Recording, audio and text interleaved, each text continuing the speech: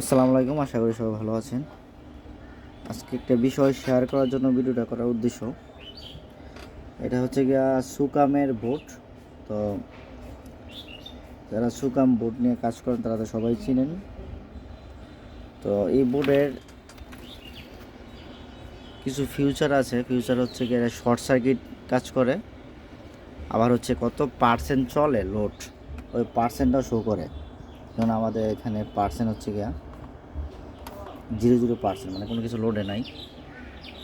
তো যারা নতুন উদ্যোক্তা তারা একটা জিনিস ভুল করেন।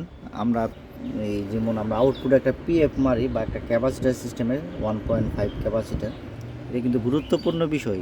এটা মারার উদ্দেশ্য হচ্ছে গিয়ে এই জন্য আমরা এই ক্যাপাসিটারটা ইউজ করি। এই যেমন ধরেন আমাদের এখানে এসি আউটপুট ভোল্টেজটা 259, হ্যাঁ। তো 259 নিচে কিন্তু হার্জ ভোল্টেজ ভেরাভারি করতেছে, মানে এই ধরে ছাড়ে, মানে এক ধরনের স্থির থাকে না। তো যারা এই ধরনের পিএফ ইউজ করেন তারা তো অবশ্যই পিএফটা চিনেন। এখন এই পিএফটা যদি আমরা আউটপুটে শর্ট করে দিই, দেখেন আমাদের এই ভোল্টেজটা কিন্তু একবারে স্টেপ ধরে রাখবে, আর কম বেশি হবে না। তো যারাই আপনারা নতুন উদ্যোক্তা আইপিএস তৈরি করতে চাচ্ছেন করেন, অবশ্যই একটা পিএফ মারবেনই। এই পিএফের কারণে কিন্তু আপনার এই আইপিএসের অন্যান্য যে চার্জার বা অন্যান্য ছোটো ছোটো ডিভাইসগুলো আছে এটি ক্ষতিগ্রস্ত হয়ে যায়, তখন এটি আর কাজ করে না।